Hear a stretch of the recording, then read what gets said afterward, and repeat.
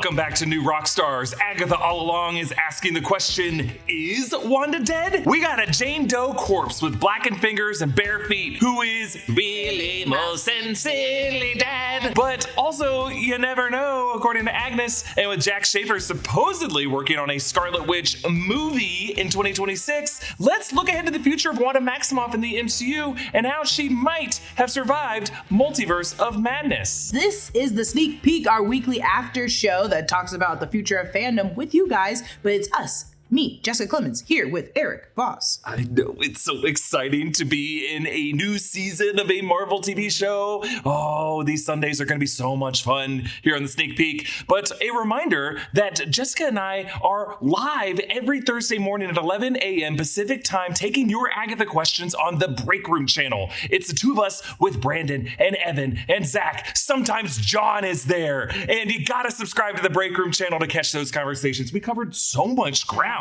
last Thursday. But you know, there's like this particular Wanda question that we wanted to dig a bit more deeply into here on the Sneak Peek. First off, we gotta just roll the clip from Agatha episode 1. Cause? Blunt force trauma. Not much of a drop around here. She fall? She was crushed. By what? Something big and heavy.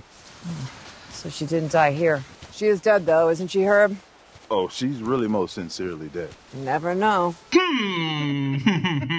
Why even say you never know? That was clearly a message to us. Yeah. Jack Schaefer thought it was really funny. Or, well, whoever wrote this episode, but wasn't it Jack Schaefer? I think Jack did, yes. Yeah, it was definitely to poke fun at us. And they're right to do so, but I'm mad about it. Yeah. And then Elizabeth Olsen was on Jimmy Kimmel in the past week, and they talked about her character's fate from Doctor Strange in the Multiverse of Madness. Roll the clip.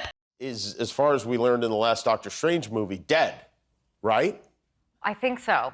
You don't know, or you won't say? I assume as much. The rocks landed on her. Yeah, and there is a red light. And there was a red light. Of explosive energy. Stuff. I think she's the best at answering these questions. She really is, because she has no idea what's going on, but she's always like a sweetheart about it. She wants there to be a future for her character, and she loves her fans. She also gives some information, not about like this, but like even the John Krasinski, like we never saw each other in person. Like, I don't know who that man is. I was like, yeah, these are situations where I'm like, oh, that tells us a lot. But then I'm also like, I think you get asked the most out of everyone in the MCU what your character is up to, because there's so much mystery behind it. Yeah, definitely. And then at the Agatha All Along premiere, Jack Schaefer was asked about this rumored Scarlet Witch movie that's supposedly coming out in 2026. Now, we saw like a listing of this that I think they had to file with the WGA because it lists the writers of it. There's no director attached to it yet, but Jack Schaefer and Megan McDonnell are listed as the writers. Elizabeth Olsen is the only cast member, and they just listed the other producers who would be attached to it from Marvel Studios. So we see this listing here on screen. Check that out. Okay. And now let's roll the clip of the interview from Variety. That great guy from Variety. He's so good on the red carpet. He's so great. And he was talking to Jack Schaefer, head writer of Agatha All Along. Roll the clip. So when do you start shooting the Scarlet Witch movie? I mean, I'm just here hoping for a Scarlet Witch movie, right? We all want Wanda, so fingers crossed. That's the thing that happens. Do you think it will happen? I don't know. I'm in witchy Agatha land right now, and I can't quite see through the trees, but we're hoping. Disney doesn't let you look through the trees and talk to the press about it. Not right now. Okay, I think she knows something. She's definitely working on a script for a Scarlet Witch movie, which would lead us to wonder how Wanda might have survived Multiverse of Madness and whether this corpse, this Jane Doe in Agatha episode 1, is meant to be the body of Wanda Maximoff. So do you think that corpse actually is Wanda? Or do you think, I mean, I posted in the breakdown that maybe it could be the Darkhold and it's just taking the form of a dead body in the Mayor of Easttown thing. But then, you know, if everything has an analog in the outside world, what do you think this corpse is in the outside world of the Hex? I think the things that are very permanently meant for Agatha are things that in the outside world aren't there. So I think this body isn't there. I think when Herb is pretending with her, they're just standing around like nothing on the ground, which is why even when we see like, oh, those are just pictures of flowers. That's no dead body there. There's this. I was like, oh, that's Herb's like garden or Herb's. I say Herb's all the time. That's okay. It's Herb's garden, or like, oh, that painting behind you. It changed every single time. So I think that was her subconscious really coming out with these pictures of Wanda's dead body. But I do think those visions do mean something. I don't think it's her physical corpse, but I do think it's like representative of something that Jack Schaefer's gonna hold on to. Interesting. Okay, so it's like really it was more of just like a metaphorical thing for something that Agatha and Wanda went through together. And she said that there were like two witches who were involved with the creation of this hex, and it needed two of them. It needed both Agatha's mind and Wanda's mind. And the fact that the Wanda part of that spell is dead is why she manifested as a dead body in Maravi's town, is what you're saying? Yeah, I like that. I like that more than what I was kind of suggesting.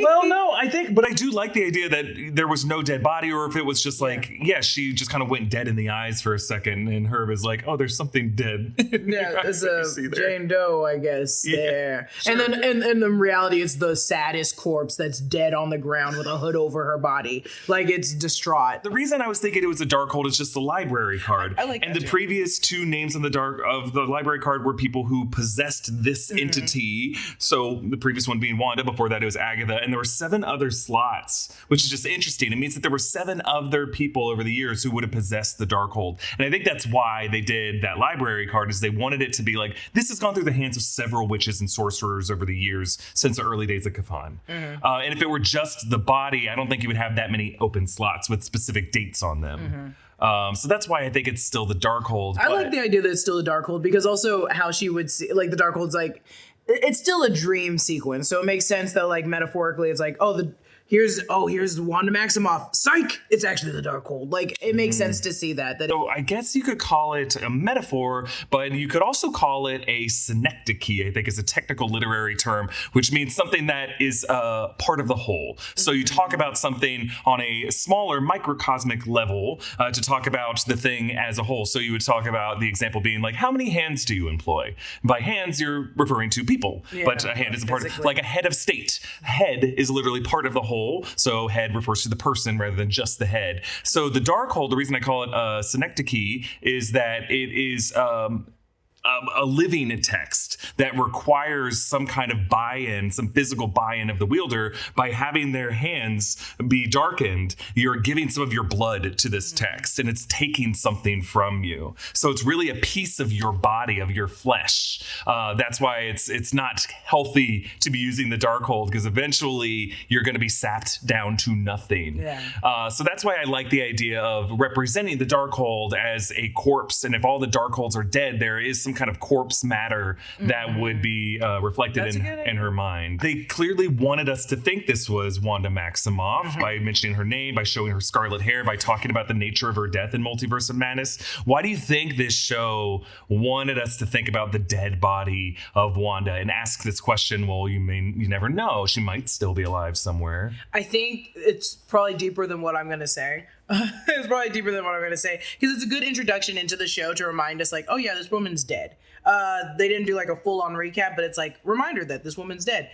I think Jack Schaefer was already in talks about this movie and was like, I don't think she put it in there specifically because she's working on the movie, but it's like, if I want to get more story plot out of this, I need another reminder that she is dead. And in the movie, they're going to reference Agatha All Along all the time. They're going to be like, the corpse, the corpse, the corpse.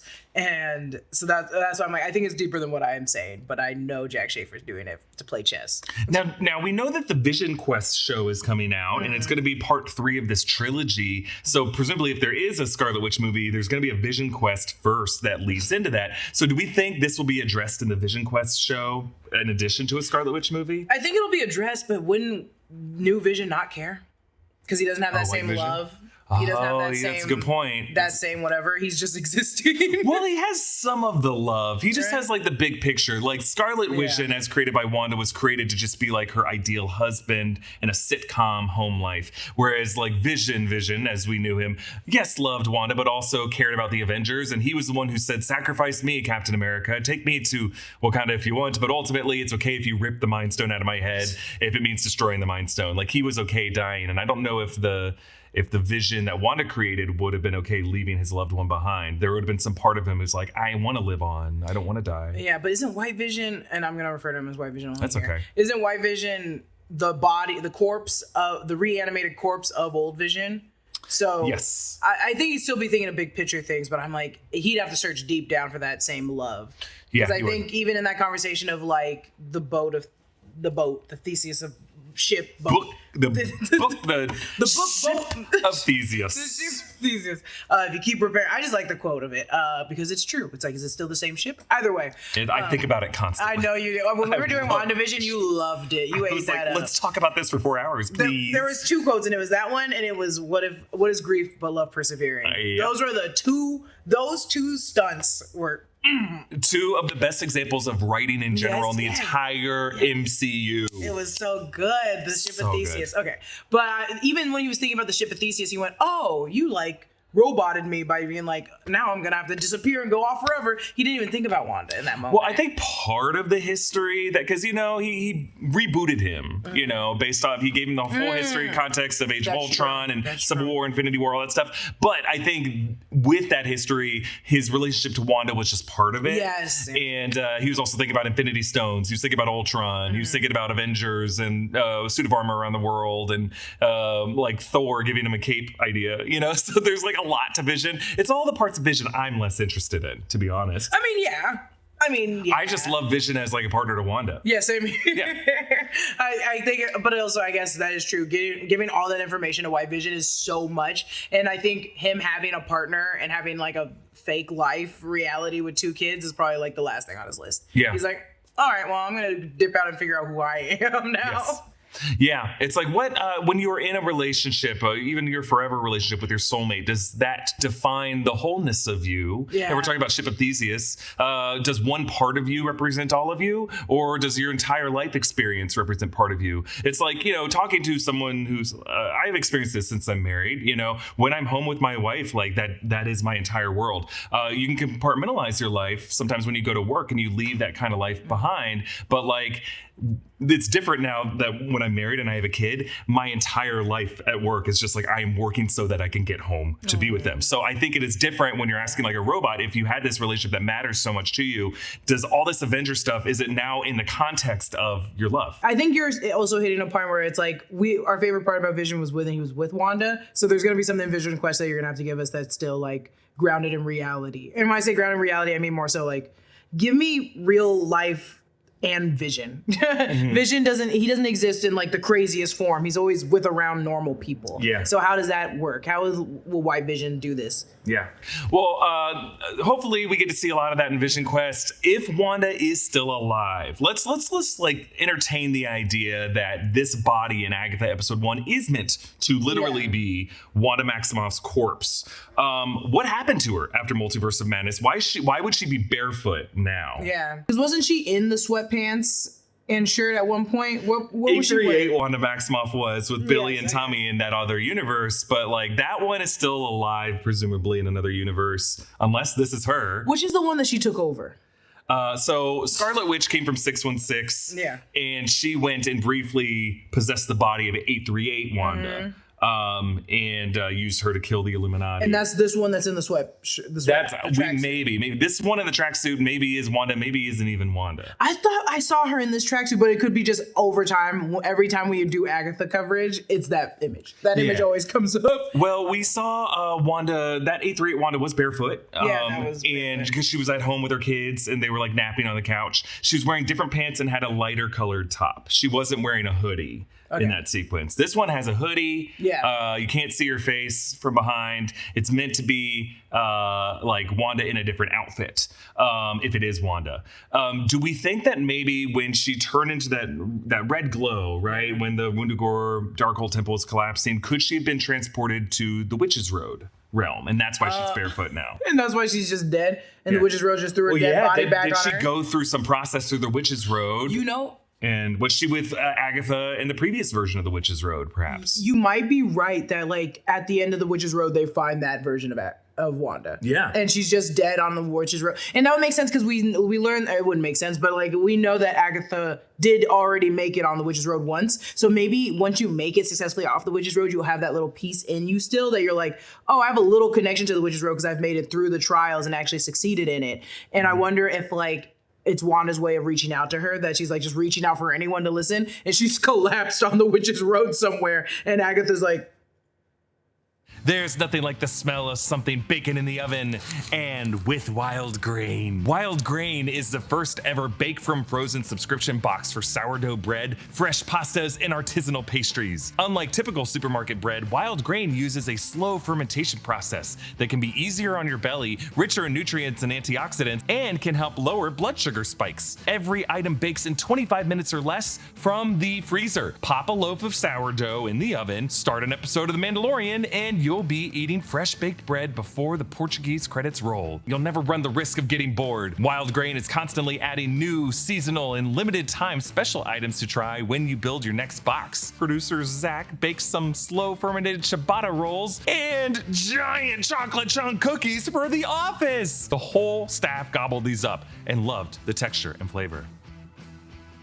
Oh my God, thank you, Zach. Thank you, Wild Grain. If you want to check out Wild Grain, be sure to click on my link in the description and use my code ROCKSTARS to get $30 off your first box. Plus, you'll get free croissants in every box. And thanks again to Wild Grain. I was thinking so if you look at episode 1 and 2 of Agatha as 2 episodes versus 1 episode, it is interesting to open the season as a murder mystery, like a Mare of Easttown True Detective thing, because to a normal viewing audience who isn't watching this through the lens of the full MCU context like you and I are, they're just thinking this is a murder mystery. They want to know who this Jane Doe is, and they want to know who killed her, how she died. They aren't thinking of it as like, oh, it's just a reference to Multiverse of Madness. They aren't thinking about that. They're watching this show, and this show is making an implicit promise to all viewers that they're going to answer those questions by the end of how this body got there, what this body exactly is. And I think just the toe tag, unless they specifically say this is the Darkhold,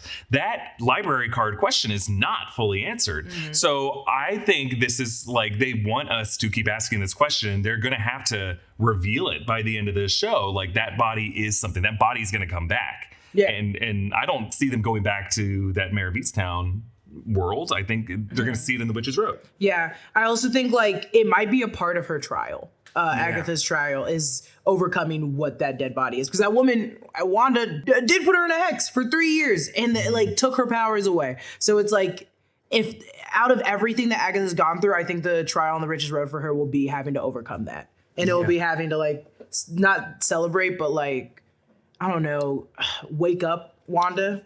Oh God, if she has to awake Wanda, if she has to bring Wanda back, that would be crazy. Or save Wanda somehow. Wake Wanda. Wake Wanda. The one of the things we were talking about in the break room, and again, go watch that break room conversation that we had, is this idea that maybe the reassignment of Billy Kaplan from being Wanda's son in the comics to being Agatha's son on this show. Mm-hmm. I do think Joe Locke's character is going to be named Billy Kaplan, a kid who's born in Eastview, who has parents of Rebecca Kaplan and Jeff Kaplan. But I think that this kid also is getting spiritually possessed by Nicholas Scratch. Mm-hmm. And so that way they're going to make him as a son figure to Agatha instead of making him a son to Wanda. And I think that's why they've been reluctant to name him Billy Kaplan before the season comes out, and they're making it kind of a mystery, is they want to wait to reveal him as Billy so that people don't get caught feel like, oh, this needs to be Wanda's son. Yeah.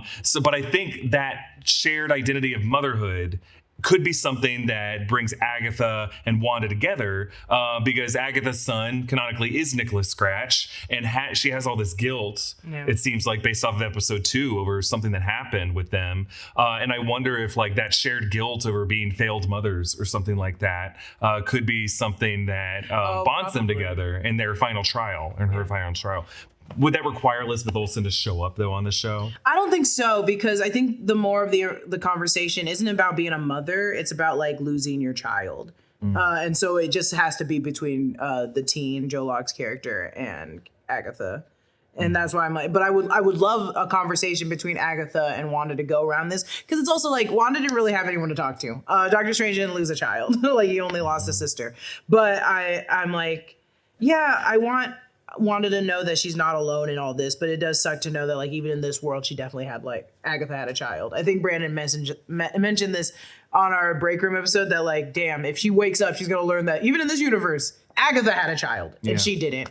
But no, yeah, I think maybe in the trailer, that scene where Agatha's grabbing onto the teen's head and all the lights are blasting is probably going to be that episode where we like learn this. Yes. Yeah, like that could be the moment where she tries to extract the Nicholas Scratch identity from the Billy Kaplan identity, both to save Billy. But yeah, it's just right now, based off episode 2, what we're seeing Joe Locke do as Billy feels mostly like a teenager, a goth teen who's into witchcraft as a hobby and as an interest. It doesn't feel like it's someone deceiving yet. Yeah, it doesn't feel like deceiving. I'm trying to hold on to the fact that he's very like good at persuading people. And I was like, I don't think Agatha was ever good at persuading people like this. Like every person that they tried to join the coven, it was him that had to step in to get them to actually join the coven. He's the one who calls her out when she says there were no other names on the list. He goes, there was one more name on the list before you ate it. And then it was the Black Heart. So he looked at that list and it seems like he's a true believer and he wants to be like,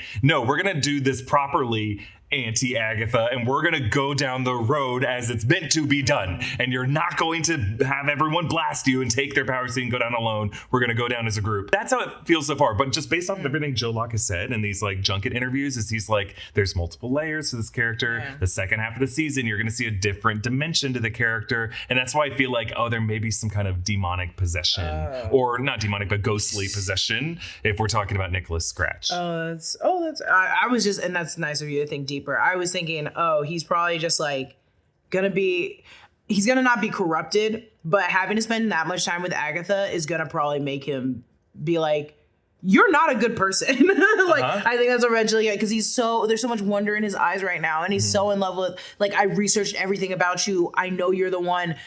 Take me under your wing. And then eventually he's gonna be like, she is a horrible person. Everything I learned about you is not true. Like, you are a manipulating, horrible person. How could you betray people like this? And I think that's what's going to happen is, like, we're going to see his heart go sour. Yeah, I wonder if, like, if we do kind of assume that Wanda Maximoff went to the Witch's Road when the temple collapsed on her, would she have gone down the Witch's Road alone?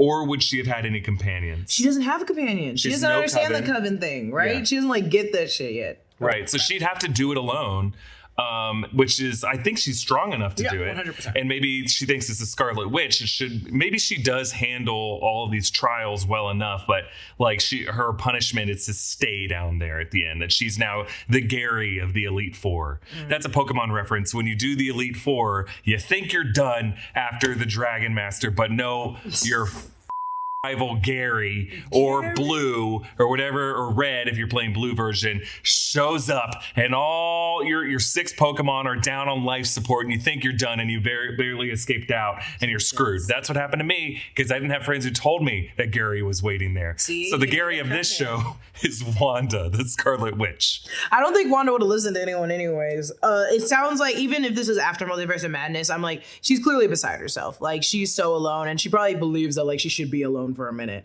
And that might be how she finds the Witch's Road. Does she succeed on it? Probably not.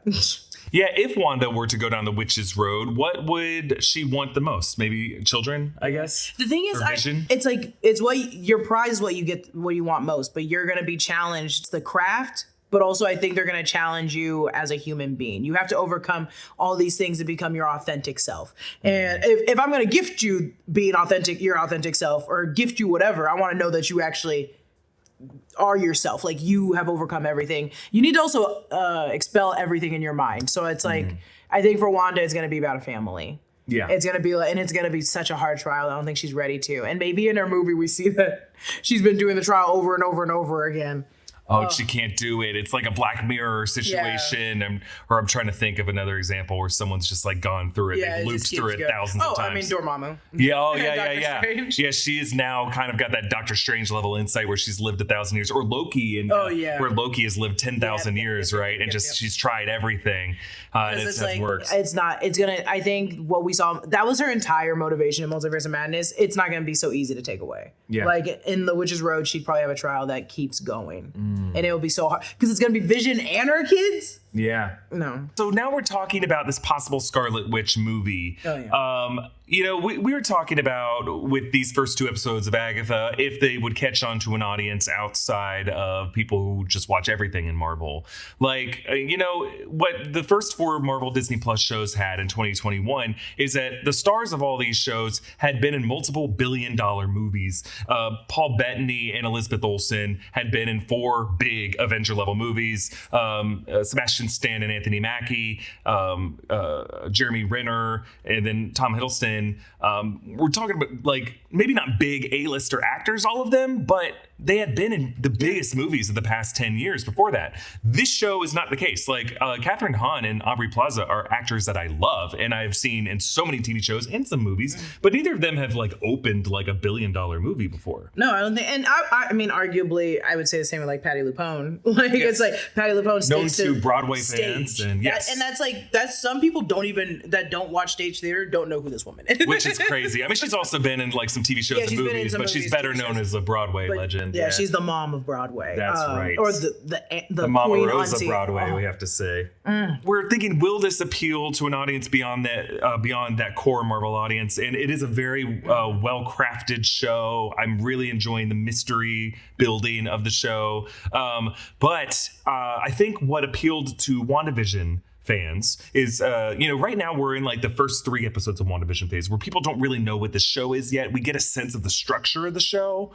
We get a sense of the mystery of the show, but people don't really know yet what it is. And with WandaVision, when Evan Peters walks through the door in episode 5, you got a whole new flood of viewers because they felt that this is going to be a House of M show. Yeah. We thought it was going to be X-Men were going to be showing up. Other X-Men actors like Patrick Stewart or Ian McKellen would show up. Hugh Jackman might show up, or maybe they would just canonize the Fox X-Men franchise. Like everyone just thought this is now a higher level Avengers level event than what it ended up being ultimately. But in that moment, we all thought that between that or Mephisto, something crazy was going to happen. Mm-hmm. This show, I don't know if it's going to have that type of moment in it. It just feels like it knows what it is. Mm-hmm. It's a fun Buffy, Sabrina the Teenage Witch, Charmed Wednesday type show.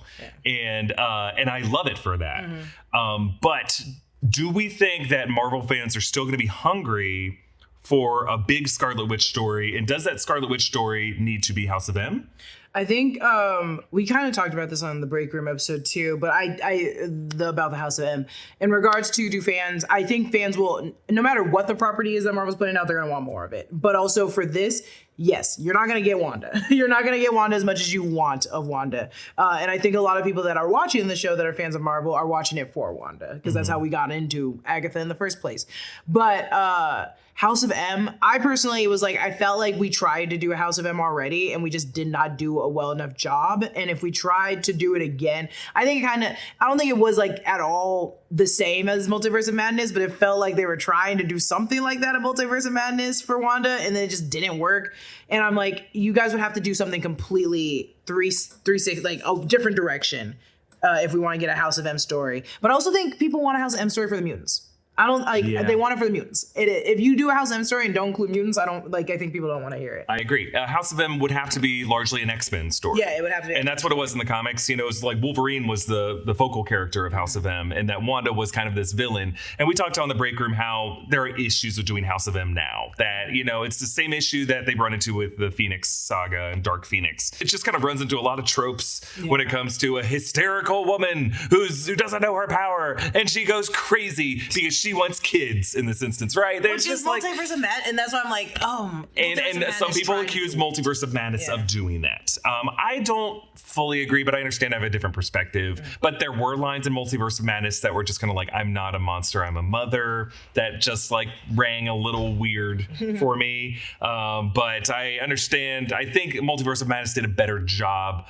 of like her character arc than its critics say. Is what I'll say. I'm a little defensive of Multiverse of Madness. I liked Multiverse of Madness. Yeah. I thought I was the only person that did. But I'm more saying if we did a House of M, it would have to be completely different from Multiverse of Madness, and that includes in emotions from Wanda included. I was like, only because I'm like, if I only get another property where she's the exact same emotion, I'm gonna get upset. Yeah. But if it isn't, I don't want the Scarlet Witch movie to be an X-Men movie though. Yeah, I'm okay with seeing Scarlet Witch with the X-Men. Yeah, exploring her story as like the daughter of Magneto. But here's the thing: what if we made? I mean, there's a lot of ways we talked about House of M doing like a reverse House of M, where like Wanda, rather than saying no more mutants, says like let's see mutants or something like that, or she just goes to a reality where mutants are in charge. But what if that wasn't like using the multiverse or a reality warp? What if like that just happens in the MCU? What if in the future of the Fantastic Four universe, or maybe even the current reality where Monica and Maria Rambeau are with Beast is a reality where mutants are not being oppressed, but they are running society. And then Wanda just goes to that reality and sees how like, whoa, when you let Magneto run a society, this is what he does. And this is terrifying. You don't think she gets to be the Wolverine hero character where she's waking everyone up. Like there could be a reality where mutants and humans coexist and it can be great. And that leads to an incursion event, maybe. Yeah, I love it. I just need something in between there to set us up for it, right? Vision Quest. I was like, which Vision Quest would have to somehow set up sending Scarlet Witch into Monica Rambeau. Or like Doomsday could be that. So if we think the Scarlet Witch movie comes out late 2026 and Doomsday's May 2026, maybe Doomsday could. But it seems like Doomsday's going to be the first half of an event and the second half will be Secret Wars. So I don't really know how that works. I don't mind that. Maybe it's not a Wanda movie. Maybe it's a someone else movie and Wanda's there. Yeah, but if the movie right now is just called Scarlet Witch, and Marvel's business model is to name their movies after their characters. Like they always have the character name in the title and then something that they're going through. Avengers being the exception because it's like a team, Thunderbolts being a team, but most of the time it's a character name and something that they're going through. So I could see her still, she could probably still jump to that universe though, or jump to a universe and be like, oh, and especially because it's like no one here knows that she, you know, entrapped a bunch of people in Jersey and like almost killed the America Chavez and was murdered people at Carmitage. Like, I think that would probably be the best outlet for Wanda to go next is to just leave this universe, is to leave wherever we are right now, because it's like everybody hates you. Should Wanda just relapse and kill America Chavez? She successfully does it this time. That'd be so crazy. No, I don't think so. I think they're gonna change her. She's gonna be remorseful after everything. Yeah. But it's like I'm also like, Wanda, you were remorseful too after what happened way back around Civil War. And I was like, and then you were just sad. And I was like, I don't know. She's just gonna be like, hey, I'm sorry I killed a bunch of people. What if, and then be happy? It seems like we just heard some rumors that Aubrey Plaza might come back in some future Marvel titles after this show and whatever her character is. She's also said in interviews that what gets revealed about her character is going to be huge. Now, there's been some speculation that she could be Blackheart based off of her saying she's a Blackheart. Blackheart is Mephisto's son in the Ghost Rider comics, but they could like make her Mephisto's daughter. I think if that is revealed, it would be very, very interesting. But it's just, she said Blackheart in the first episode, and if they were going to reveal that about her, I don't think they would say that explicitly in the text of her dialogue. But she could have some connection to Mephisto. If you were just going to, maybe not in this story, this character, but if you were to just tell me before I knew that there was an Agatha spinoff that Marvel Studios was going to cast Aubrey Plaza as Marvel's Mephisto, I'd be like, that's very exciting casting. That's an exciting casting. That's exciting. Could we could turn her into Mephisto. We could. It's just, here's the thing. All eyes are on me right now. People who are watching our videos like, wait for it. This is going to say that's Mephisto, and I'm trying to be better. I'm trying to be more disciplined. Because that would also make sense because as a Green Witch, she's very powerful. She's very powerful. That's something that can also heal. I'm sure with her powers and because they're hiding in the MCU, she could probably resurrect someone. She is very strong. Well, so and Dottie said that the Darkhold is in natural sciences, so it implies that the Darkhold itself is like a book of the earth, of the soil, of the ground. So a Green Witch might have more control over that. I just think like, would Mephisto be that heartbroken and petty that Rio seems to be? I think Mephisto would be above it. Mephisto breaks up with you. You don't break up with Mephisto. I agree with that, but the fact that they were about to have Sacha Baron Cohen play this character, I was like, that's the sassy, like petty. That's character. The one who doesn't date. That's the one who ghosts you. I just think like, I'm more excited to see an Aubrey Plaza play a Mephisto than a Sacha Baron Cohen, personally. I think Aubrey Plaza, just 100%. The character she played in Legion, is like such a perfect devilish character. She might be something that's not Mephisto. Watch her be, at the end of the day, I don't think she is. Watch her be Nightmare. Or like watch her be, oh my God, and somehow make her like Mr. Sinister. I don't think it's possible. I also don't want Mr. Sinister, because Mr. Sinister is a freak of nature. But geneticist. I do not need that in the MCU. Period. You know, one thing I will say, I didn't include this in the breakdown because I didn't want to go down that rabbit hole, but in the natural sciences section where there was a fire in the library in episode 1, right next to it is a book on the human genome. So if you wanted to pull that Mr. Sinister thread, you could start with that. No, we're not going there. We're not going there. I would rather her team up with, not like team up with an X-Men, but I feel like there's an X-Men or someone, a mutant out there that definitely can commune with nature, not in the same way that's spiritual, but in the way of like Poison Ivy. And it's like, someone that has that kind of ability could probably be very close with Rio Vidal. I'd rather that than her, at the end, join the Midnight Suns. No. And we get the same closing with Marshala, and I'd be like, oh great. You sure you're ready for that, Miss Vidal? God, can we just have that sound cue come in and say every post credit scene? Sure you're ready for what that, if Jessica? It does? I would throw myself out a window. I would simply, also because I'm sorry, I don't think Rio Vidal could be on a team, and I don't know if I like her. Like a coven makes sense because you don't have to hang out with them 24/7. But like the Midnight Suns, they're gonna call upon Rio. Rio's gonna be like, no, I don't want to show up. Leave me alone. I'm not joining you. Stop fighting with a guy with a sword. Yeah, sure. No thanks. Oh God, but Moon Knight would be fun with her. I'm just like hesitant to declare that this will be the show that reveals Mephisto. Yeah. There's other people that they seem to be playing with, from Nicholas Scratch to now there is the witch goddess of Hecate or Hecate or Hecate from the James Robinson 2016 Scarlet Witch run. And there seems to be a lot that this show is pulling from. Like, that's the one comic that Jack Schaefer has read. And so The Witch's Road is a good one. It's pretty good. Also, like, I believe there is another James Robinson Scarlet Witch, or no, Doctor Strange run that he pulled Alice Wu Gulliver from. Yes. Wu. Oh, my God. Yes. And then they end up going to the Greek island of Santorini.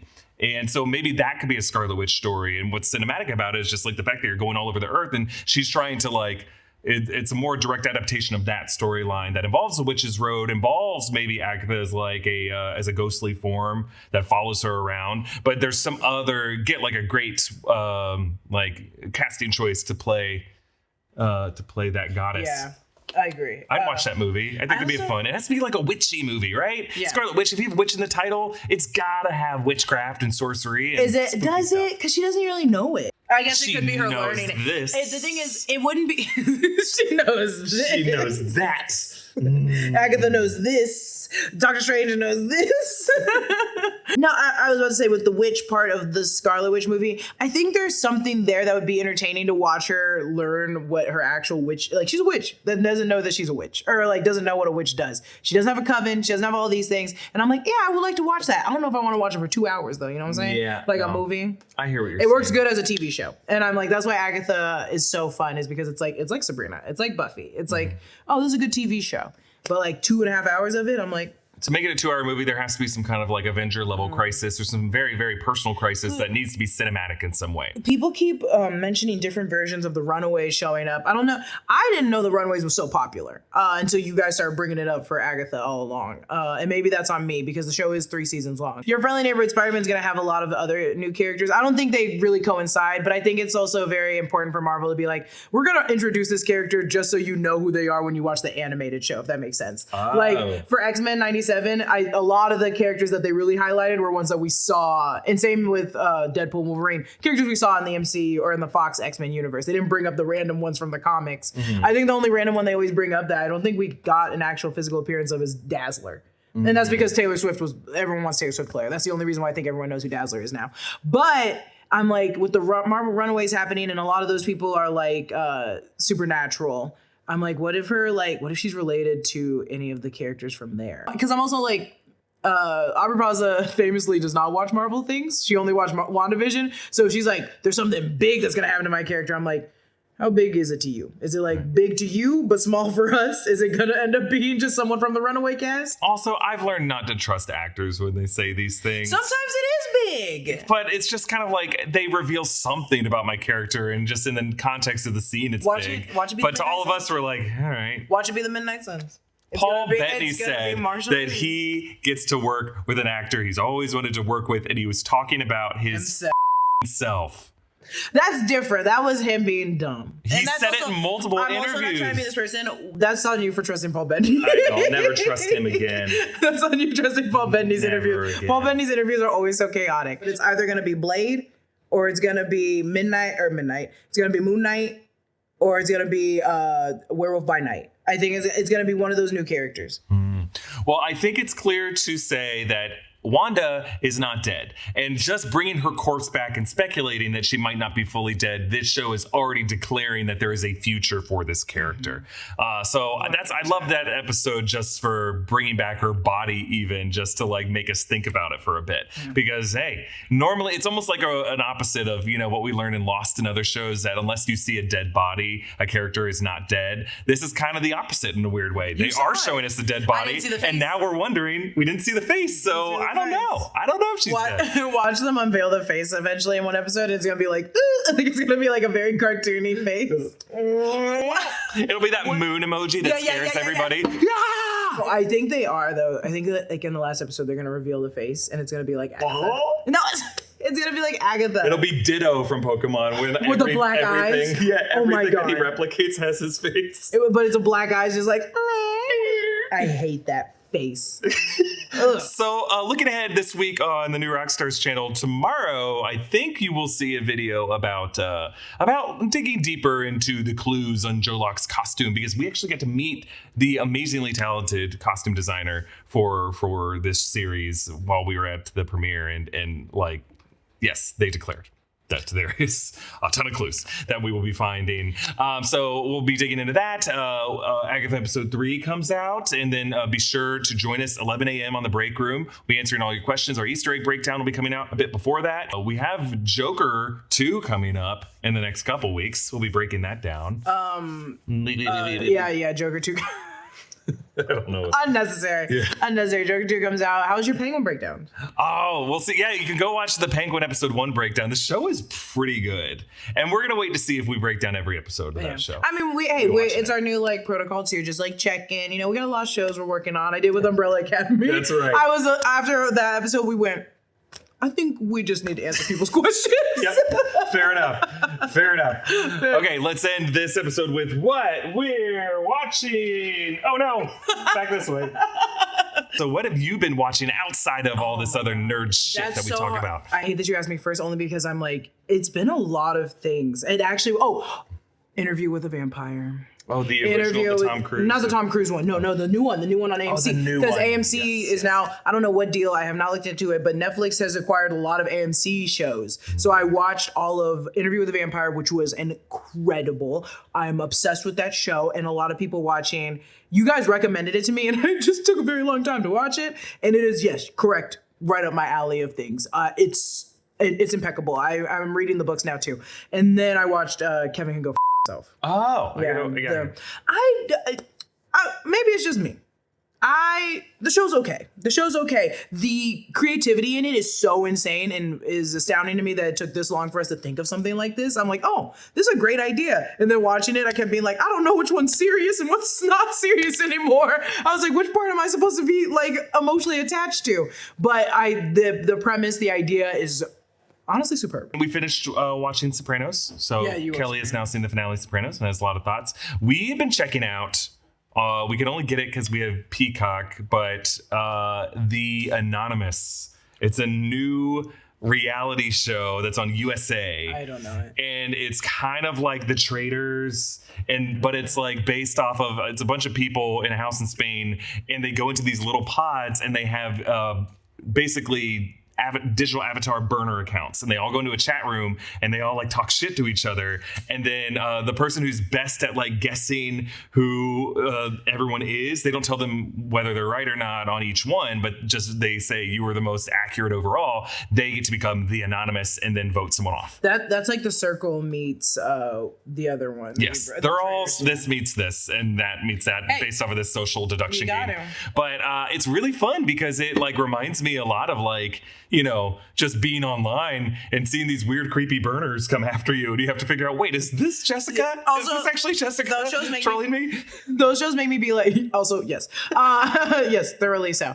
Those shows also make me be like, oh, I think I'd be good at this. You would so good No, at but you think you are until you're on the actual show. And I think about that all the time. I'm like, I think I would kill at this. And then I'm like, I'm not. I got voted off first. Well, everyone on the show is like a gamer in some way. You have a professional poker player, and they don't always tell each other what they are. There's one guy who's like an award-winning board game player, or like he's won contests and stuff. You have like a data analyst. You have someone in law enforcement. But those are real people. Those are the real people. That's not the fake careers. No, that's what they do in the real world. And then they come on the show and they just say like, oh, you know, I'm just like a soccer dad. You know, they just kind of like they don't say who they really are. And then when they get eliminated, they're like, just so you know, there's someone on the show who is, people are like, when I first watched it, I'm like, that looks like the daughter. That looks like such and such from another reality show. And I was like, it's just me seeing things. And then later, like an episode later, another guy's like, I think that's so-and-so's daughter from this other reality. I don't want to spoil it in case you haven't seen it. But there was someone on the show, I'm like, oh my God, I was right. That is, this person is related to another well-known contestant from another reality show. Oh my God. Did they, and they hide it from everyone. Yeah. But check it out if you have, so funny. Peacock. So sorry about that. But while you get Peacock, you can watch, you can watch Poker Face. Me, my mom, and my roommate have been sharing different versions. So like if I ever move out from my roommate, I lose Netflix and I lose Hulu, I think. That's why you have to form covens, everyone. That's our coven. Is so that each member of the coven can have a different streaming account and you share your passwords. That is my coven. And And I'll tell you, if they want to betray and kill me, they're going to lose out on Disney Plus, Amazon Prime, HBO Max. Like they lose out on the best ones. Hey, comment down below with what you are loving about this season of Agatha All Along. You can follow Jessica at Lulu_Clemons. Follow me at EA Voss. Hey, I haven't mentioned it, but we have some awesome designs inspired by Agatha All Along available at nerdriot.shop. It's the best way to support what we're doing here at New Rockstars. This one is like, it's like the Witch's Road, kind of. We got another Blood Moon design. That's a really cute. I got to get that Blood Moon shirt. I have the Blood Moon shirt. I've lost it, I think. It's somewhere in this office, but I still have all my... I stole it, and I don't want to talk about it. I don't want to share it with anybody else. But I have all my other really hardcore metal shirts that I love wearing, too. Well, grab one of these, and they're going to make a great holiday gift. Get ahead on that Christmas shopping. Be sure, to subscribe to all 3 channels in the New Rockstars Network, including The Break Room. That's where we're going to be every Thursday at 11 a.m. and most other days of the week, taking your questions and talking about the nerdy shit you love. Thanks for watching, and we'll see you next week. Bye, everybody.